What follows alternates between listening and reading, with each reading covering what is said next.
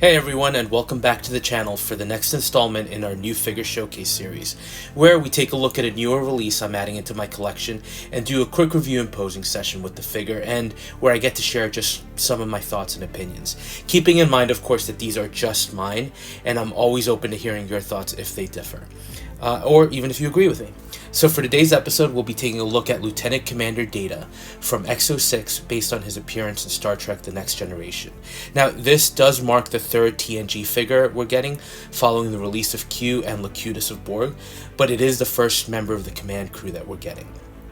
And this version I have is the SX, which has a few extras in the package, although it's not as extensive of a deluxe as the Cisco that we got about 2 years ago. So before getting into the figure, I have to get into The Next Generation. I think everyone, whether or not you actually like Star Trek, has probably watched an episode or at least seen these characters in the background somewhere, or even in a movie trailer with all the movies that came out. So there's no denying that these characters have left a bit of a lasting effect on popular culture and sci-fi beyond that. Maybe not to the same degree as Star Wars, but it's hard not to know some of the characters from Trek, like Kirk, Picard, Spock. For me, TNG was interesting because it wasn't my favorite of the Trek shows, but I still definitely enjoyed it. Although looking back, I do find it interesting to see this concept of sophisticated world that they were showing, sort of free of conflict and greed, which is a great thing to aspire to. But everyone was trying to play classical music or read Shakespeare, and of course Data himself, the android pushing the boundaries of sentient life, was always a character that enjoyed partaking in all of these activities, right? And he saw them as a way to become more human. I do appreciate that modern Trek has slightly abandoned those constraints and realized that even as we evolve, our tastes in music, cuisine, and the like aren't always limited to what they conceived of as the finer things. But I think it was aspirational, although perhaps at times it did create a more limited appeal for the show.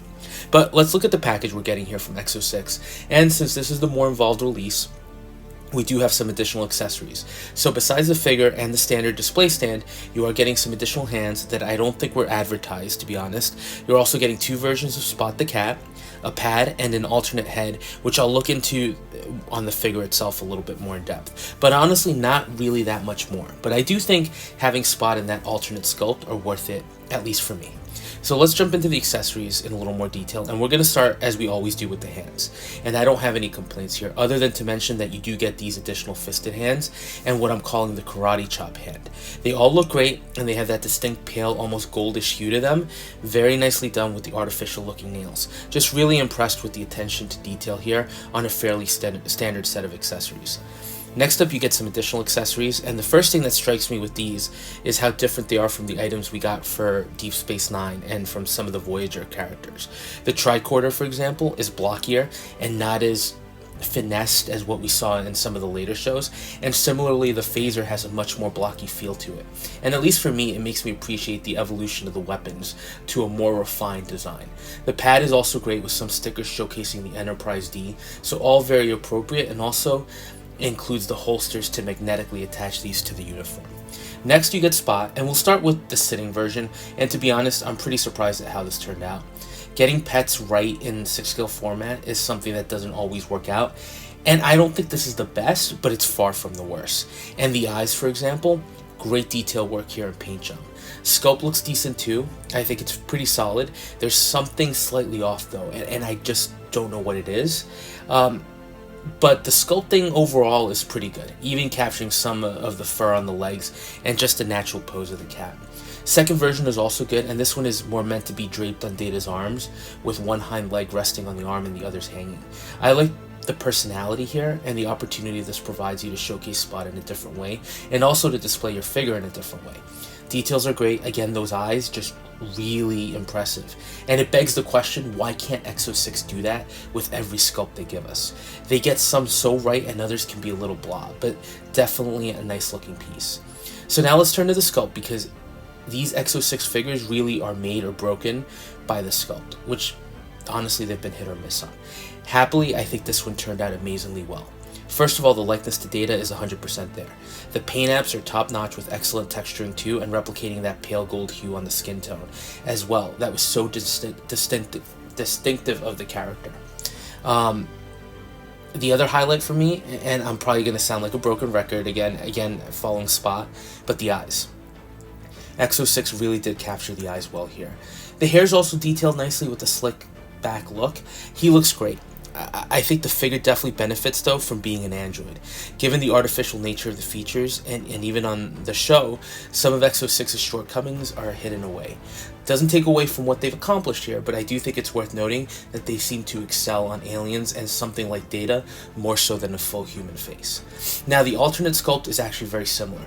Maybe a slight expression on the lips. You can tell there are some subtle differences, but nothing jaw-dropping. Now, the biggest difference is the port on the side of the head where you can expose the circuitry beneath his hair. Now, that is a cool feature for display, although the hair cap that you remove is a little cheap feeling, and the joint line isn't hidden to the best. But I like the detail work on the circuits. So I'm actually going to pause the review for a little bit and actually tell you about what happened to me. And maybe you think I'm being petty by bringing this up, but I kind of want to share the good and the bad with you, and this really annoyed me and definitely knocked what was looking to be an awesome top-notch figure down a few pegs. So first of all, because of the way the collar is done, which from a uniform perspective is awesome, but because of the way it's so tight on the neck, swapping the head was a little challenging, especially trying to get the collar positioned properly again. So not a biggie, just takes some time. But when I went to remove the head and swap it back with the base version, this happened.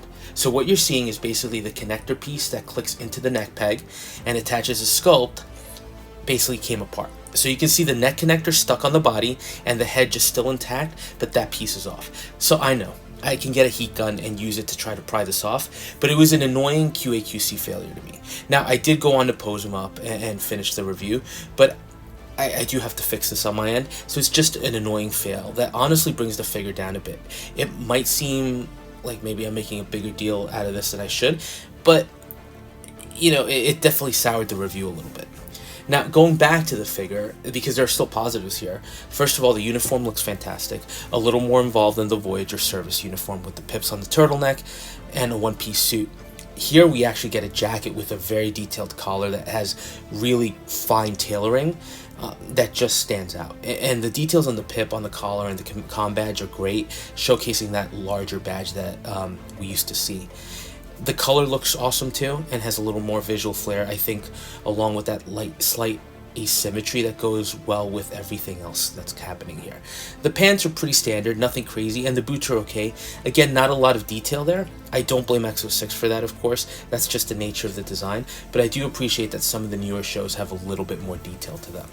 So look, overall, and I'm excluding the issue I had for the moment, but the body here feels sturdy, super posable, although sometimes I do feel like it's a little lost on these figures that don't require the most dynamic of poses. But it's nice to have because you can get some very natural looking positions out of them.